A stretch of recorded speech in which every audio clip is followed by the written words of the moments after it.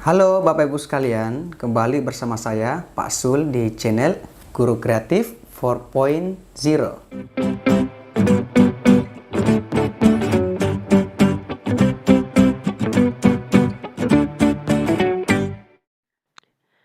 Baik Bapak Ibu sekalian, bismillahirrahmanirrahim. Jadi Bapak Ibu, berdasarkan request teman-teman nih, akhirnya teman-teman kami dari tim Guru Kreatif 4.0 akan membahas soal kompetensi teknis untuk teman-teman di bawah naungan Guru Kementerian Agama. Nah, teman-teman, di video sebelumnya kami telah upload part 1 dan teman-teman untuk video kali ini merupakan video part 2. Namun di video sebelumnya juga teman-teman kami telah memberikan beberapa soal tentang kompetensi manajerial, sosiokultural, dan kompetensi moderasi beragama. Dan semoga dengan adanya video-video itu dapat membantu teman-teman semuanya untuk lolos seleksi P3K tahun 2023. Amin ya robbal alamin. Ke soal nomor 1, soalnya seperti ini. Pembelajaran yang berpusat pada siswa didasari prinsip pembelajaran konstruktivisme. Jika seorang guru ingin merancang pembelajaran dengan menggunakan prinsip pembelajaran konstruktivisme, salah satu langkah yang harus dilakukan adalah A. Memberikan pretest untuk melihat kondisi awal siswa. B. Mengembangkan metode pembelajaran untuk merangsang kreativitas dan cara berpikir siswa. C. Menyuruh siswa untuk bertanya tentang materi yang akan diajarkan. D. Melakukan penilaian yang berbasis problem solving. Dan E. Membimbing siswa dalam mengaplikasikan konsep-konsep baru ke situasi nyata. Nah, Bapak Ibu, untuk menjawab soal seperti ini, Bapak Ibu harus tahu dulu tentang teori belajar. Nah, ini ada beberapa teori belajar Bapak Ibu yang saya buatkan kata kuncinya. Ini untuk memudahkan Bapak Ibu mengingat nanti ketika ada soal yang muncul, Bapak Ibu langsung ingat kata kuncinya. Yang pertama adalah teori belajar behavioristik. Kata kuncinya adalah perubahan tingkah laku dari stimulus dan respon. Stimulus adalah apa saja yang diberikan guru kepada siswa.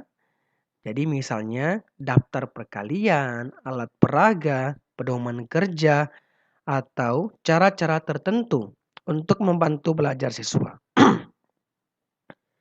Sedangkan respon adalah reaksi atau tanggapan siswa terhadap stimulus yang diberikan oleh guru. Jadi Bapak Ibu, kata kunci dari teori belajar behavioristik adalah ada kata stimulus dan ada respon. Jika nanti ada soal kata stimulus dan respon, maka Bapak Ibu langsung saja pilih bahwa itu adalah teori belajar behavioristik. Next Bapak Ibu, ada yang disebut dengan teori belajar kognitif. Kata kuncinya adalah struktur kognitif atau otak manusia. Ini mengatakan bahwa setiap orang telah memiliki pengetahuan dan pengalaman yang telah tertata dalam bentuk struktur kognitif yang dimilikinya. Nah, artinya Bapak Ibu bahwa teori ini mengatakan bahwa siswa itu sudah pintar sendiri karena mereka memiliki otak. Mereka sudah memiliki pengetahuan yang tersimpan di dalam otaknya. Nah, proses belajar akan berjalan dengan baik jika materi pelajaran atau informasi baru beradaptasi dengan struktur kognitif atau otak yang telah dimiliki oleh seseorang. Itu yang disebut dengan teori belajar kognitif. Kata kuncinya adalah struktur kognitif atau otak manusia. Next adalah teori belajar konstruktivistik. Kata kuncinya adalah siswa yang mengkonstruksi pengetahuannya sendiri. Nah, ini mengatakan bahwa karena pembentukan pengetahuan adalah siswa itu sendiri, maka siswa harus aktif selama kegiatan pembelajaran. Mereka aktif berpikir, menyusun konsep, dan memberi makna tentang hal-hal yang sedang dipelajari. Tetapi yang paling menentukan terwujudnya gejala belajar adalah niat belajar peserta didik itu sendiri. Ketika nanti siswa yang belajar sendiri, siswa yang mencari materi sendiri, mereka menemukan ide sendiri, maka itu disebut dengan teori belajar konstruktivistik. Itu kata kuncinya. Kemudian yang terakhir adalah teori belajar humanistik. Nah, kata kuncinya adalah memanusiakan manusia. Teori ini mengatakan bahwa Proses belajar dianggap berhasil jika siswa telah memahami lingkungannya dan dirinya sendiri. Nah, teori ini membagi 3 kawasan tujuan belajar, yaitu kognitif, psikomotor, dan afektif. Dan teori inilah yang kita gunakan di K13 Bapak Ibu, di kurikulum 2013 yang saat ini masih sedang kita pakai. Mereka mengatakan bahwa siswa itu bukan hanya belajar pengetahuan, mereka harus belajar praktik, yakni psikomotor. Mereka juga harus bagus sikapnya, supaya nanti mereka bisa berbaur dengan masyarakat. Mereka harus terbentuk karakternya. Maka dia membagi bahwa ada 3 hal yang harus dimiliki oleh setiap siswa. Kognitif, psikomotor, dan afektif. Inilah yang disebut dengan teori belajar humanistik. Nah, yang berwarna merah ini Bapak Ibu adalah kata kunci dari setiap teori belajar ini. Bapak Ibu hanya ingat-ingat saja atau hafalkan sehingga nanti ketika ada soal yang muncul, Bapak Ibu bisa menemukan bahwa ini adalah jawaban yang paling tepat. Seperti pada soal nomor 1 tadi Bapak Ibu ini, salah satu langkah yang harus dilakukan yang ingin merancang menggunakan prinsip pembelajaran konstruktivisme. Nah, ingat Bapak Ibu, konstruktivisme itu kata kuncinya adalah siswa yang mengkonstruksi pengetahuannya sendiri. Nah, tinggal cari di opsi A, B, C, D, dan E ini Bapak Ibu yang siswa yang mencari pengetahuannya sendiri. Nah, setelah kita lihat opsi A, B, C, D, dan E ini yang paling tepat itu adalah bagian B. Mengembangkan metode pembelajaran untuk merangsang kreativitas dan cara berpikir siswa. Ketika siswa kreatif, maka biasanya siswa yang mencari sendiri ide-idenya.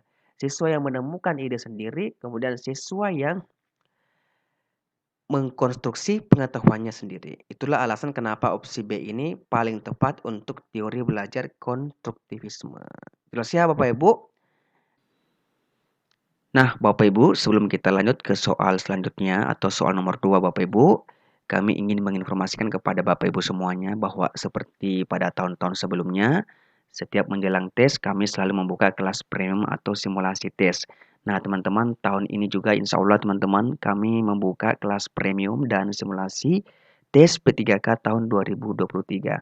Nah, kelas premium dan simulasi ini teman-teman sangat membantu sekali bagi teman-teman yang saat ini mempersiapkan diri untuk mengikuti seleksi P3K tahun ini. Nah, jika teman-teman berminat, teman-teman bisa menghubungi kami melalui WhatsApp.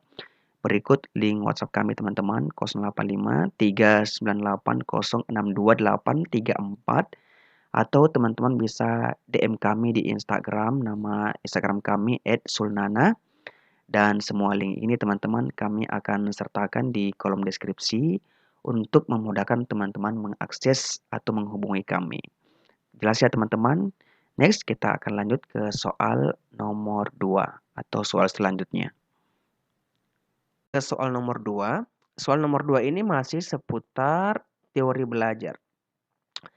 Dalam sebuah proses pembelajaran, seorang guru memberikan kesempatan kepada siswa untuk melakukan kerja mandiri dengan diskusi per kelompok.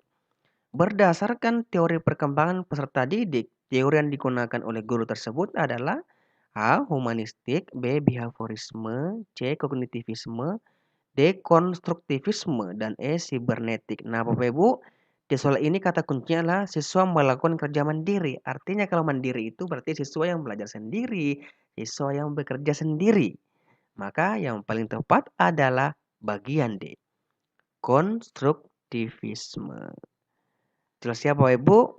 Next kita ke soal nomor 3. Soalnya seperti ini. Berdasarkan pengamatan dalam mata pelajaran bahasa Indonesia, ditemukan bahwa kemampuan siswa dalam aspek berbicara masih kurang. Untuk membantu menyelesaikan permasalahan guru tersebut, perlu dilakukan penelitian tindakan kelas atau PTK. Tindakan dipilih adalah penggunaan metode bermain peran atau role playing. Adapun salah satu tahapan tindakan yang tepat dilakukan adalah A. Guru meminta siswa untuk membaca pemahaman sebuah teks. Terasa salah ya Bapak Ibu, ingat bermain peran. B. Guru meminta siswa untuk menandai unsur teks yang akan diperagakan. Ini agak benar. C. Guru meminta siswa untuk memainkan peran.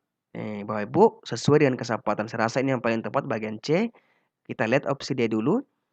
D. Guru meminta siswa untuk saling memberikan masukan atas hasil pembacaan mereka pada teks yang akan diperagakan. Kurang tepat.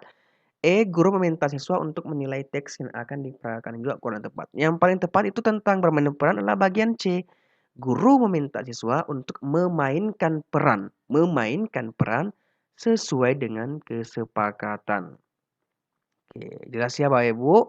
Next kita ke soal nomor 4. Soalnya seperti ini. Guru akan melakukan analisis kualitas perangkat soal tes hasil belajar dengan mempertimbangkan pada kesesuaian indikator, penggunaan tabel atau gambar, serta penggunaan istilah baku. Hal tersebut secara teoritis telah soal difokuskan pada aspek A. Materi, konstruksi, dan teknik penulisan soal. B. Materi, konstruksi, dan bahasa. C. Materi, bahasa, dan data lapangan. D. Materi, kebermaknaan, butir, dan bahasa. Dan E. Materi, kebermaknaan, butir, dan keterbacaan soal. Nah, untuk menjawab soal seperti ini, Bapak Ibu harus tahu dulu bagaimana kualitas soal tes bentuk objektif dapat ditelaah dengan memperhatikan hal-hal sebagai berikut. Bagaimana telaah soal untuk soal-soal berbentuk objektif atau pilihan ganda, Bapak Ibu. Nah, Bapak Ibu ini ada 3 telaahnya. Yang pertama dari aspek materinya. Materinya itu butirnya harus sesuai dengan indikator yang ditetapkan. Butir soalnya harus sesuai dengan indikator yang ditetapkan. Kemudian hanya ada satu jawaban yang benar. Kemudian ada pengecoh homogen dan berfungsi. Kemudian di bagian konstruksi, pilihan jawaban yang berbentuk angka atau waktu disusun berdasarkan urutan besar kecilnya angka atau kronologis waktunya. B. Ada gambar, grafik, tabel, diagram, dan sejenisnya harus jelas dan berfungsi. Dan butir tes tidak tergantung pada jawaban sebelumnya. Kemudian pada aspek bahasa, menggunakan bahasa yang komunikatif dan mudah dimengerti. C. Pilihan jawaban jangan mengulang kata atau frasa yang bukan merupakan satu kesatuan pengertian. Kemudian menggunakan istilah baku. Jadi ini cara menelaah soal Bapak Ibu untuk soal yang berbentuk objektif. Jadi ditelaah dari segi materi, ditelaah dari segi konstruksi, dan ditelaah dari segi bahasanya. Tadi Bapak Ibu, di soal yang tadi dikatakan bahwa hal tersebut secara teoritis telaah soal difokuskan pada aspek kesesuaian indikator, penggunaan tabel atau gambar, serta penggunaan istilah baku. Kesesuaian indikator ini Bapak Ibu ini masuk di bagian materi tadi Bapak Ibu, kemudian penggunaan tabel atau gambar ini masuk di konstruksi dan penggunaan istilah baku ini masuk di segi bahasa. Jadi materi, konstruksi, dan bahasa. A. Materi, konstruksi, dan teknik penulisan soal salah. Materi, konstruksi, dan bahasa. Nah, ini jawaban yang benar adalah bagian B. C, D, dan E salah. Yang paling benar adalah bagian B. Materi ini dari segi kesesuaian indikator. Konstruksi ini adalah penggunaan tabel atau gambar, dan bahasa ini dari penggunaan istilah baku. Maka yang paling benar adalah opsi B. Jelas ya Bapak Ibu untuk telaah soal berbentuk objektif. Next kita ke soal nomor 5. Soalnya seperti ini Bapak Ibu. Analisis kualitas soal tes pilihan ganda secara teoritis pada aspek bahasa antara lain. Bapak Ibu ingat tadi telaah soal pada aspek bahasa. A. Soal harus sesuai dengan indikator. B. Soal dapat dipahami dengan mudah. C. Pilihan jawaban harus homogen dan logis. D. Panjang rumusan pilihan jawaban relatif sama. Dan E. Butir tes tidak tergantung pada jawaban sebelumnya. Nah, ingat Bapak Ibu, yang termasuk pada aspek bahasa adalah bagian B. Soal dapat dipahami dengan mudah. Artinya dengan menggunakan bahasa yang sederhana dan mudah, maka soal dapat dipahami dengan mudah. Saya rasa jelas Bapak Ibu untuk telaah soal. Next kita ke soal nomor 6. Sebagian siswa mengalami kesulitan menjawab soal tes pilihan ganda yang disusun oleh guru. Hal tersebut disebabkan materi dan soal sebagian belum dipelajari oleh siswa. Karena materi tersebut seharusnya diberikan pada pertemuan berikutnya. Hal yang seharusnya dilakukan guru dalam menyusun soal tes pilihan ganda pada aspek materi, yaitu A. Butir soal harus sesuai dengan indikator. B. Pokok soal harus dirumuskan secara jelas. C. Menggunakan bahasa yang komunikatif dan mudah dimengerti. D. Butir tes tidak tergantung pada jawaban sebelumnya. Dan E. Butir tes harus valid. Nah, Ibu, yang termasuk pada aspek materi di sini adalah bagian A. Butir soal harus sesuai dengan indikator. Ini masih soal telaah soal. Jadi Bapak Ibu tadi jelaskan yang mana termasuk materi, yang mana termasuk konstruksi, yang mana termasuk telaah soal pada bagian bahasa. Nah, jika Bapak Ibu pahami kesemuanya itu, maka insya Allah nanti ketika ada telaah soal yang muncul, maka Bapak Ibu bisa menemukan bahwa ini adalah jawaban yang benar. Next, kita ke soal nomor 7. Sorry Bapak Ibu, soal nomor 7 harusnya. Untuk mendukung ketercapaian kompetensi dasar, guru harus mengidentifikasi materi pelajaran ketika menyusun RPP, seperti aktualitas, kedalaman, keluasan materi pembelajaran. Berikut ini yang bukan bagian dari hal-hal yang dipertimbangkan dengan mengidentifikasi materi adalah A. Potensi peserta didik. B. Relevansi dengan karakteristik daerah. C. Struktur keilmuan. D. Tingkat perkembangan fisik, intelektual, emosional, sosial, dan spiritual peserta didik. Dan E. Alat dan sumber bahan. Nah, untuk menjawab soal seperti ini, Bapak Ibu harus tahu dulu tentang beberapa pertimbangan yang harus diperhatikan dalam menentukan materi pokok adalah yang pertama adalah kita lihat dulu potensi siswa kita yang akan kita ajar. Kemudian yang kedua adalah kita lihat relevan dengan karakteristik daerah. Apakah materi tersebut relevan dengan karakteristik daerah setempat? Kemudian kita lihat tingkat perkembangan fisik, intelektual, emosional, sosial, dan spiritual siswa yang akan kita ajar. D. Kemudian bagaimana kebermanfaatannya bagi siswa tersebut. Bagaimana struktur keilmuannya, bagaimana aktualitas, kedalaman, keluasan materi pembelajaran, apakah relevan dengan kebutuhan peserta didik dan tuntutan lingkungan, kemudian sesuai enggak ini dengan alokasi waktu yang tersedia. Kemudian bagaimana merumuskan kegiatan pembelajaran. Jadi ada 9 Bapak Ibu ini yang harus dipertimbangkan ketika kita menentukan materi pokok. Nah, di soal yang tadi Bapak Ibu ini dikatakan bahwa yang bukan bagian dari hal-hal yang dipertimbangkan dalam mengidentifikasi materi adalah A. Potensi peserta didik ini termasuk. B. Relevansi dengan karakteristik daerah juga termasuk. Struktur keilmuan juga termasuk. D. Tingkat perkembangan fisik, intelektual, dan sebagainya ini juga termasuk. Nah, ini yang bukan. Yang bukan adalah alat dan sumber bahan. Oleh karena itu yang paling benar untuk soal nomor 7, sorry bukan 17, 7 adalah bagian E. Alat dan sumber bahan. Oke. Baik Bapak Ibu, seperti biasanya ketika saya mengakhiri video selalu ada soal bonus yang saya berikan. Soalnya seperti ini. Salah satu rumusan tujuan pembelajaran adalah peserta didik memiliki sikap kepedulian sosial yang tinggi terhadap lingkungan sekitar. Bu Ana meminta peserta didik mengamati kemiskinan di sekitar sekolah. Manakah jenis penilaian holistik otentik yang paling sesuai? A. Meminta peserta didik mengerjakan tes pemahaman. B. Menilai laporan hasil pengamatan yang disusun peserta didik. C. Meminta peserta didik melukiskan kondisi masyarakat dan meminta pendapatnya. D. Mewawancarai peserta didik tingkat kemiskinan yang terjadi. Dan E. Mengkategorikan jenis-jenis kemiskinan yang ditemukan. Nah, Bapak Ibu, jawaban dari soal ini silakan dituliskan di kolom komentar. Dan Bapak Ibu, untuk video kali ini saya rasa cukup sekian dari saya. Terima kasih dan semoga video kali ini bermanfaat bagi Bapak Ibu semuanya. Wassalamualaikum warahmatullahi wabarakatuh.